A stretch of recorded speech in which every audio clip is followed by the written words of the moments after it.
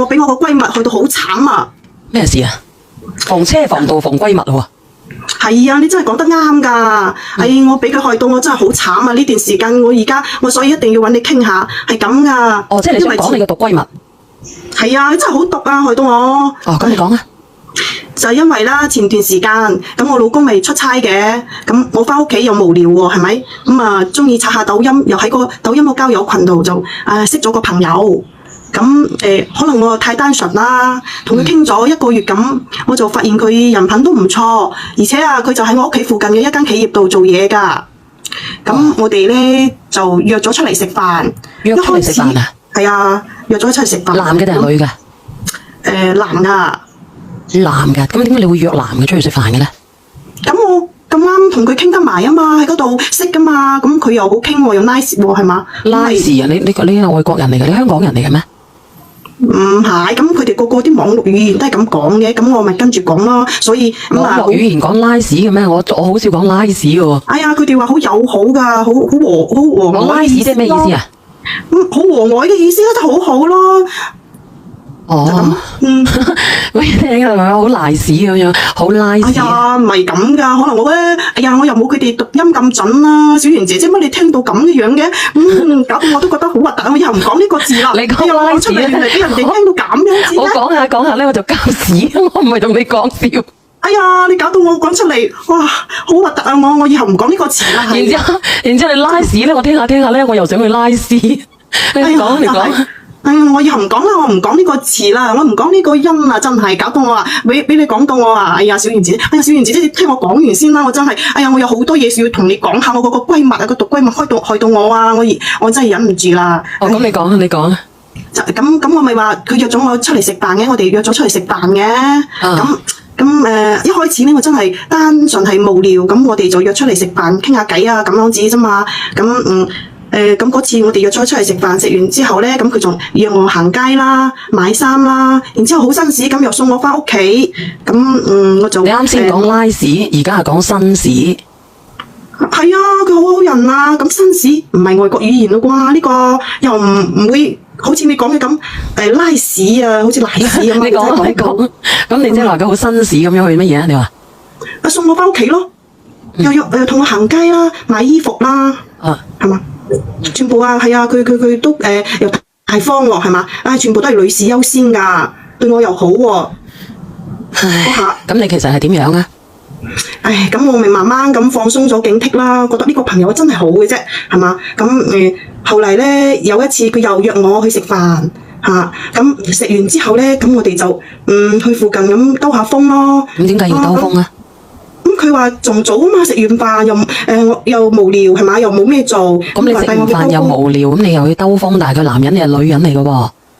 咁有咩所謂？大家朋友啊嘛，係咪？咁你朋友你肯定有嘢傾嘅啦，你冇理由冇嘢傾。如果係咁樣咧，即係話咧你自己喺度製造緊曖昧，曖昧會令人受盡委屈嘅喎。咁你係咪故意製造曖昧啊？咁梗係唔係啦，咁都係佢約我噶嘛，咁我咁啱。咁佢約你，你就要去同佢去行街買衫，作為一個普通朋友。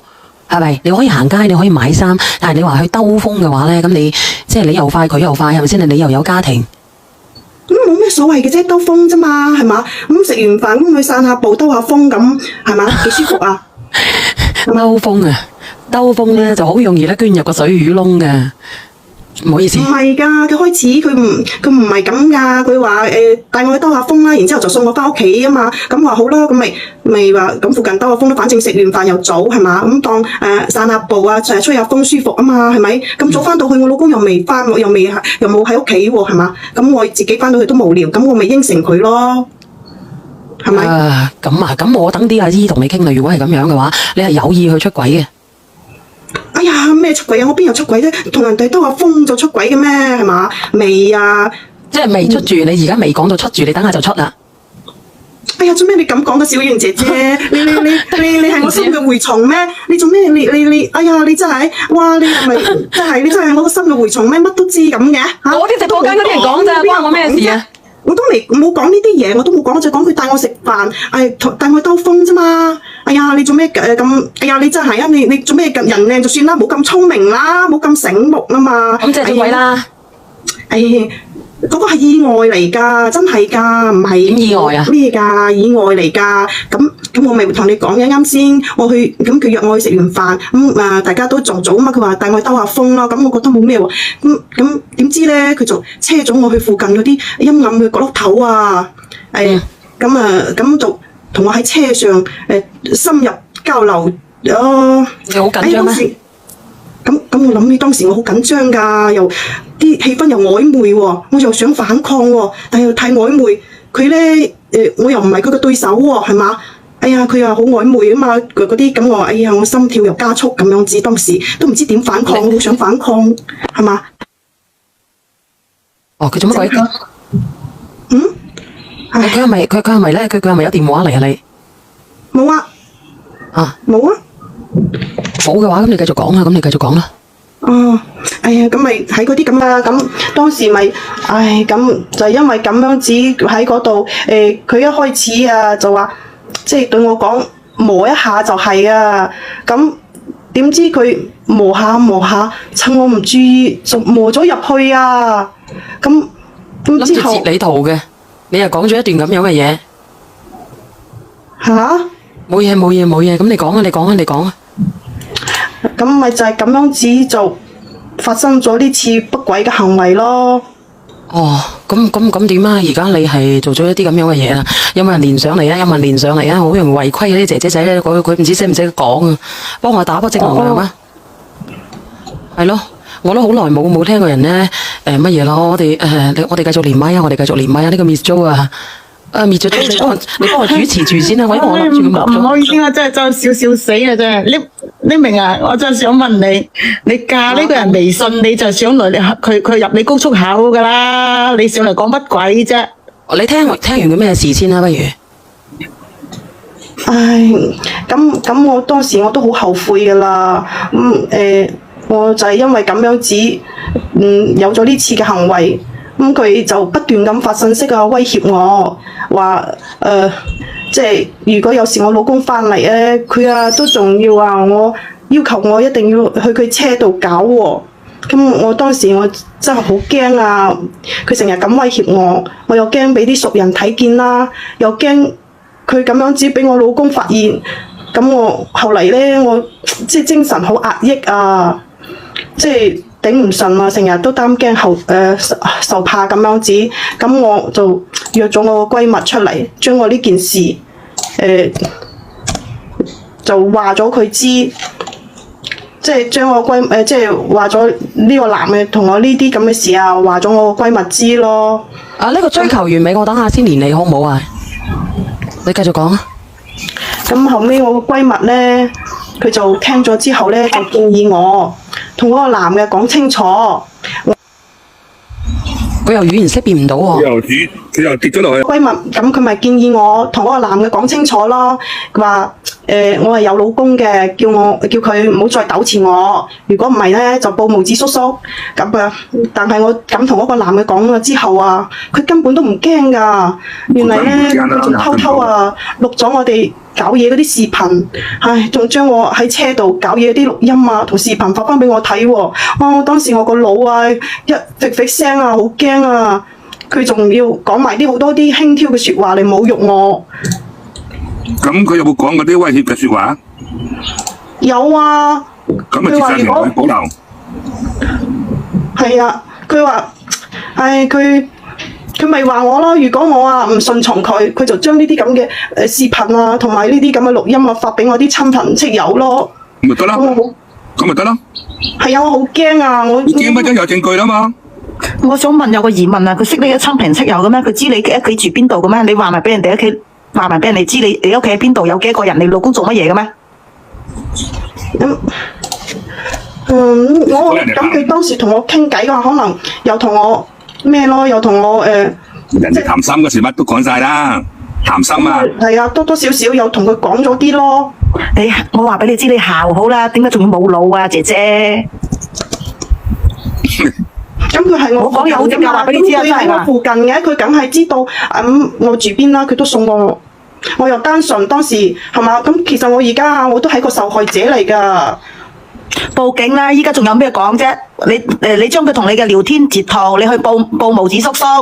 依家唯有咁啦，如果唔係嘅，你肯定俾你老公知道啦，唔關事你閨蜜講，你俾你老公知，你老公遲早都會知，話俾你知啊。咁，唉，咁你快啲講怪我完佢啦，自己咯，如果咁太單樣嘅。純。佢都係當時怪我自己啦，太單純啦。你一啲都唔單純，你而家只有一個辦法，截晒圖，保留證據，然後啦，保子叔叔講，睇要求保密，然後即係話要求你保密睇得唔得，然後再交俾保子叔叔處理啦。你哋聽我講啦，你哋聽我繼續講啦。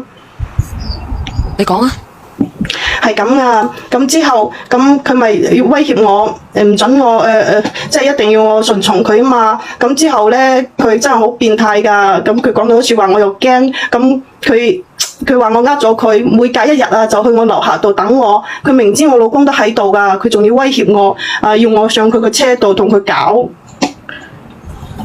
跟住搞完之後，佢仲話要沒收我條底喎，所以我又好驚我老公知道。佢又話唔準我同我老公啊有啲親密嘅嗰啲行為啊，同不軌嘅行為。哦，佢要霸佔晒你。佢成日都不斷咁發信息過嚟，我嗰段時間真係要崩潰咯，我真係日日都擔驚受怕。後嚟我又頂唔順，又就會同我閨蜜講咯，跟住你繼續講。咁樣係啊，咁樣都根本就冇用。我個閨蜜就話話我個態度唔夠強硬，話我啊咁樣只俾佢威脅啊，不如警告佢一次，等佢如果佢唔聽嘅話咧，我哋就直接去報無子叔叔，到佢個心理驚啊嘛。咁你個閨蜜，你唔覺得你個閨，你覺得你閨蜜有冇問題啊？你哋覺得佢個閨蜜有冇問題啊？有咯。有咯。冇問題啊！我覺得佢個閨蜜冇問題啊。唔係，應該直接上去。咁有咩問題啊，姐姐？我覺得佢真係好毒咯。咁你點解會覺得佢毒咧？我想問下你，你點解會覺得佢毒咧？佢因為，佢而家佢教佢，你聽我講埋後尾先啦。佢教咗我咁做之後，係嘛？咁我咪學佢，即係聽咗佢嘅説話咁做就同嗰個男嘅咁講啊嘛。如果即係叫佢即係唔好再同我，即係唔好再糾纏我有老公啊。如果你即係我態度好強硬咁同嗰個男講，如果你再係咁，我就報無子叔叔啊嘛。咁之後個男嘅發咗條信息俾我，諗唔到佢話如果我唔同佢保持關係啊，佢就會揾我老公啊。咁當時我閨蜜就建議我，如果係咁就建議我去報無子叔叔。咁我想問你，你講真嘢定係講假嘢㗎？你咁緊張嘅？我好驚，我而家梗係驚啦，因為佢一直都唔肯放過我。我有啲好奇咯，匿名，你用依家發生事問閨蜜，你覺得閨蜜害咗你？點解你當初你姣嗰時，同呢個男人嫁佢未嗰時，同佢傾嗰時，你做咩人唔問下你閨蜜叫佢幫你出下？哎呀，你聽我講啦，嗰個閨蜜真係好衰啊，真係害人。你講重點啦，因為小婉係趕住下一個故仔嘅，琴晚你約好嘅，你講重點，唔好咁囉嗦，講重點，早中晚講好就得啦，唔好咁囉嗦。當時咁都怪我太單純啦。咁因為個閨蜜佢教我咁做啊嘛，咁我咪教你點做咯。俾我知佢教你點做。你聽我講啦，係啊，之後咁我跟住佢教咗我咁做咗之後啊，咁激嬲咗嗰個男噶，你知唔知啫？佢叫，如果唔係佢啊，佢都唔會激嬲嗰個男噶啦。佢叫我報無子叔叔啊。咁個男之後做咗咩嘢？咁個男嘅好嬲啊！之後啊，你知唔知啊？佢仲喺我老公即係個收工嘅時候啊，埋伏喺附近啊，打咗佢一鑊好重啊！而家上個星期啊，先喺嗰個家好嗰個重症度出嚟咋。咁之後咧，到依家咧，之後嗰個男嘅咪被捉咗咯。咁捉咗咪算咯，咁捉咗咪算咯，咁樣。件事咪解決咯，捉咗咁件事咪知道咗咯，個個都而家知道咗咪扯證離開咪得咯，執包袱走人咯。唔得㗎，點解？點解唔得啊？我唔可以同我老公分開㗎。點解啊？你同你老公係孖生啊？一個身體啊？我哋仲有小朋友噶嘛，而且我啲錢你諗到有小朋友，當初你就唔加出邊啲男噶啦，我都唔想俾個男嘅咁糾纏啊，我係俾佢威脅噶，而且搞到而家個個都知，我家婆又嬲嚇，屋企人我老公咧又話要同我扯分開。你唔扯開唔分開冇用噶啦，邊個都唔睇你唔順眼啦。我哋直播間唔識你嘅，聽到你都冇腦，又姣又冇腦，邊個爭你啫？我老公㗎，你愛你老公，當初你點解唔敢同佢講啦？我就係驚佢知道咗之後要同我扯分開，我就係驚啊嘛！我好愛佢㗎。你磨緊豆腐嗰時唔好諗起愛你老公嘅，咁奇怪嘅。你當初係寂寞嗰時，你加個男嘅微信嗰時，你點解唔諗起老公啊？佢哋係嘛？咁佢唔係毒咩？去到而家個個都知啦。我報咗之後，搞到而家咁樣子，就怪我當時太單純啦。我淨係想同佢做個普通朋友㗎啦，真係。普通朋友，你普通朋友叫你約人哋出嚟飲嘢食飯，仲坐你架車去兜風啊？普通朋友咁嘅咩？男女有別啊，姐姐。係啊，就咪怪我自己當時係普通朋友，即係太單純啦，當係普通朋友咁，覺得好正常啊嘛。普通朋友可以喺架車度車陣啊？等下普通朋友你講嘅話咧會封號嚇，唔能夠講咩震乜嘢㗎。試下部車嗰啲避震。你當初你依家我之前都唔其實姐姐，我想同你講就係你分明就係有心想出軌嘅。你出軌嗰個男嘅，我想問下你呢個男嘅知唔知道你係已婚嘅？我唔想啊！我真係我唔係有心㗎。咁你唔想？如果問題你唔想嘅係有心，你點會單純咧？我想問下你，你話佢單純，你話你唔係單純，你係冇腦。佢唔係冇腦，佢有心嘅。其實佢係有意嘅，因為佢太空虛。都話佢又姣又冇腦咯，小丸都話佢又姣又冇腦咯，又覺得同人哋交心如何那樣自己觀陣，仲話人哋好紳士啊，送佢翻屋企。呢個邊個男人啊？剛剛識你都做到呢樣嘢啦，姐姐。佢明知就係有意嘅，冇錯。第一貪新鮮，第二咧貪小便宜。反正就係我個閨蜜啦，害到我而家咁啦。佢點解你無啦啦撩你個閨蜜咧？家庭啊，關你閨蜜乜？關你閨蜜鬼事咩？你等我講咁你憎你個閨蜜啲乜嘢？我想問下你。佢啊，就係恨即係見唔到我嘅家庭好啦，想破壞我啦，肯定係，所以先咁樣建議我。咁我想問下你啦，咁係咪個個人叫你？有啲人叫你食茄嘅，你就跟住食茄先。我講嘢咧唔好聽，唔好意思。咁我當佢係我最好嘅閨蜜啊嘛，咁我冇辦法啦。你當佢係最好嘅閨蜜，但係我自己個人認為啊，佢俾你嘅見解都係啱嘅喎。有咩啱唔啱啊？我想問下你哋啱唔啱啊？你俾我嗱，我建議你，如果我一開始我俾人哋咁樣威脅㗎，我第一次我報案佢。我哪怕我冇咗呢個老公，我都唔使我自己嘅老公而家入咗醫院。咁但係你明啊？諗呢個辦法嗰下，佢有冇諗過後果㗎？咁你做呢件事嘅時候，你磨咗入去嘅時候，你有冇諗過個後果嘅咧？磨咗入去。你明啊？如果係咁，你上嚟揾小丸，你陣間小丸講到俾你聽，或者我哋話咗俾你聽點做，之後你唔啱你心水，之後又話我哋害你嘅喎，又上嚟揾阿小丸晦氣嘅喎，話小丸害你嘅喎。按照你咁嘅邏輯，你閨蜜係為咗幫你喎，你就話你閨蜜害你嘛？我乜嘢都話晒佢知，佢都要幫我諗下後果㗎嘛。如果我咁我話俾你知，你哋唔好出聲住。咁你係全部人都知道係嘛？我想問下你哋嘅人生係邊個㗎？佢應該幫我諗下。我而家問你啊，姐姐，你嘅人生係邊個㗎？咁我當時都話太驚啦，你覆我，你嘅人生係邊個嘅？你嘅人生係咪你嘅閨蜜嘅？你嘅工資係咪俾晒你嘅閨蜜嘅？咁如果唔報警，佢只係俾意見你，姐姐，你聽我講，佢只係俾意見你。我老公咁犀利，揼到佢重係嘛？我問你啊，真係好搞笑啊！你明聽到你真係越聽越火滾啊！我想問你，你老公入院啊，係你閨蜜叫你嘅老契打佢㗎？咁難道完全佢冇錯咩？佢有咩錯？我想問你閨蜜有咩錯先？你指出佢嘅錯。因為呢件事咁樣子曝光咗之後，搞到我老公要同我咩？我家婆又嬲，就憎到我咩咁。咁我想問你啦，嗱，你哋唔好出聲住，我問你啦。咁如果你話搞到你老公同你乜嘢？如果你冇出軌嘅，咁你個老公會唔會同你咁樣啊？你老公會唔會行到呢一步啊？如果你咪勾咗呢個呢個契哥嘅，咁唔係啊嘛，小圓姐姐啊。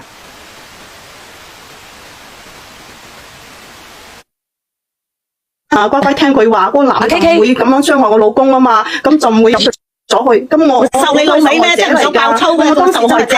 最姣就你啊，自己種嘅果，種嘅咩樹得咩果啊？真係唔想爆粗啊！話俾你知啊，真係越聽越火滾啊！你咪喺度害小丸啊！話俾你啊，到時候有咁嘅三叉兩咩啊？唔好話做手術啊，鬧小丸啊！係嘛？我又太單純，我又想同我老公啊，想同呢個。我想問下你幾歲啊，姐姐？我想問下你幾歲？我睇下你幾單純先啦。你睇下我單純定係你單純？我25歲咯。我唔相信你25歲，多謝其樂無窮。你講大話，你連喺呢度你都講大話，姐姐。加多10差唔講多。大話，我真係你肯定唔止25歲嘅，你講大話，你有幾個小朋友啊？你唔夠膽講啊！佢驚住俾人識穿啊！咩啫？你有幾個小朋友？你明？你唔止㗎啦，佢唔夠膽講啊！有人錄屏啊喺呢度。小燕聽我講埋先，睇下佢25歲有幾個小朋友？你問我歲數做咩啫？呢啲有咩關係啊？語言死你字講啊！上嚟你老實話你都唔敢講，叫人哋揾小燕托鳩咩？真係唔好阻住時間啦！真係下一位啦，仲頂個忍痛，熟乜嘢咧？你熟乜嘢咧仲等佢？含淚咁花咗蚊雞上嚟，哎呀，心痛死我啦！真係。問下小婉攞翻。咁我事實我真係當時係被逼噶嘛，咁我都冇諗過會咁嘅，係嘛？咁後尾我揾我閨蜜講，我都佢啊應該就會諗到噶嘛。係你好啊，多謝秀梅。我等下可能會俾人 cut 落去嚇，我等下可能會俾人 cut 落去，因為我之前識唔到。阿姐姐，你聽我講好冇？阿 Lice 姐姐，咁聽唔聽到啊首先就係怨佢啦，佢而家你唔好講嘢住你聽唔聽到我講嘢？Lice 姐姐唔肯俾我同佢個仔啊！你聽人哋講嘢先好冇？你聽我講嘢多謝你好冇？姐啊，多謝。你聽唔聽到我講嘢啊你講。 ？OK，由頭到尾都係你自己欲拒還迎。第一步錯嘅係你講俾你閨蜜聽，你閨蜜一啲都冇錯，我只係同你做個總結嘅啫，我唔想話嘥咁多時間。你個閨蜜一啲都冇錯，錯在你自己第一次識個網友就出去搞呢咁嘅嘢，你老公俾人打到入院，亦都係你嘅錯，一次一次嘅服從，一次一次嘅俾佢傷害又好，乜都好，你都唔去報警，亦都係你嘅錯。就算係而家全部公開晒嘅，你都唔可以怨任何人，你只可以怨你自己嘅錯。我只係最後一句話俾你聽，最後嘅後果係大家都公諸於世，離婚收場，就係咁樣。我都話啦，都怪我太單純啦，我諗唔到姐姐我話單純啊你咁樣姐姐俾我講兩句啊啊嘛，阿 Bill Bill 你啊兩句我都俾佢姐姐咁樣子啦。 ，Lice 姐姐啊，姐姐，俾我講兩句啊！我話得18歲嘅啫，咁咧我都唔會話笑乜嘢啫，做咩笑得咁開心啫？嗱，你冇事，突然間想同你講。你唔好惹我喎！哎呀，嘢阿 Bill Bill 我知你17啦，係啊，嗱，我呃唔到你添。反正我覺得我閨蜜就係咁搞到我而家其實你最錯係咩咧？勾三搭四咁。喂，你嘈交又俾佢搞散晒你中 point 啦！你係真係勾三搭四，你自己講咗啦。係啦咁，點解無端端你走去咁寂寞難耐，要上網識朋友咧？我都話咯，我當時你哋唔好咁講啦，我都話我當時真係太單純啦，我真係咁我真係以為佢係我俾人踢穿咗得17歲，我諗我17歲咧都單純過佢啦，nice 你喎。嗱，其實咧我17呢個姐姐仔而家咧就係死豬不怕開水燙。你啊，OK，你個水塘太豐富啦。我哋香港有個萬宜水庫，你係咪咧？咩叫萬宜水庫係咩嚟㗎？哇！係啊，邊有出萬宜水庫水啊？啊，啊？即係水塘啊，即水塘啊，儲水啊儲水你可唔可以嘅地全部食方。啲水都係嗰度出嚟嘅？係唔啊，係我哋食東江水嘅。係我哋食東江水。唔係啊？其實我個圈子又好乾淨啊，所以我咪咁單純啦，就咁就信咗其啦實呢。都唔知係咪我個閨蜜羨慕我先會咁樣。 Lice，你俾人講先啦。你唔好再講單純兩個字啦。即係際遇搞到我喂，你而家知唔知你初初？你聽我講，你初初上嚟講話俾你閨蜜害，我以為佢害你乜嘢啦？再聽落去，我仲以為係你閨蜜諗住係叫你叫長腳係啦，冇錯啦，我都以為叫你你要長腳㗎。係啦，冇錯，即係趁你同你個老公知道咗呢啲衰事之後咧，就霸王硬上弓就上咗位啦，咁你又俾人踢咗落嚟啦。點知原來唔係喎，咁佢做呢啲嘢全部都係正常㗎喎，佢係想你好啫喎，呢個係好閨蜜，唔係衰閨蜜，你搞清楚。你仲諗住防車防盜防閨蜜，咁其實咧佢冇防你都算好㗎啦。我覺得咧你哋兩個唔適合做朋友啊，不如咧你哋兩個絕交啊！係啊，小圓姐姐唔係啊，我嗰下真係太單純啦，我先會。咁如果既然係啊，冇咁單純啦，呢兩個字啦，真係。成日肯講自己單純，係啊，姐姐你自己錯咗就錯咗啦，你唔好喺度浪費時間啦。基本上由頭到尾我已經總結咗話咗俾你聽啦，錯嘅源頭就係你。嗱，姐姐呢件事咧已經係到結束㗎啦。點講咧？嗱，我俾個建議你嚇，你老公如果你唔見你嘅點樣嘅，你就接受呢個現實啦。咁至於你呢個毒閨蜜咧，如果你覺得佢唔值得交朋友咧，你就唔好同佢交啦，老死不相往來。而我同你之間咧，只係咧喺呢個直播間之間交集嘅啫，我亦都唔願意同你深交，因為我驚住咧你屙屎唔出賴地實啊，姐姐嚇。咁都係佢而家害成我咁噶嘛，我而家頭家都散咗啦。邊個叫你有行差踏錯嘅一你唔步啊？好成日將自己嘅過錯歸咎於別人身上，冇錯你自己冇錯放喺你自己度。冇錯，你自己檢討一下好唔好？因為咧，我趕住連翻尋日嗰個哥哥仔上嚟，我放你落去先，係啊你自己好好地反省下大家冇嘥時。間啦，好唔好放我落去啦，小圓姐姐。記得同個閨蜜絕交啊嚇，唔好來咗人拜拜哋。嗱，拜拜啦，拜拜拜拜。點解唔中意唔中意啊？好啦好啦，耶，係咁先啊，嘢得真係太痛苦啦，我要睇雞我皮啊！翻去同嗰個閨蜜絕交啊！我要。咁你絕交啦，冇辦法啦，拜拜。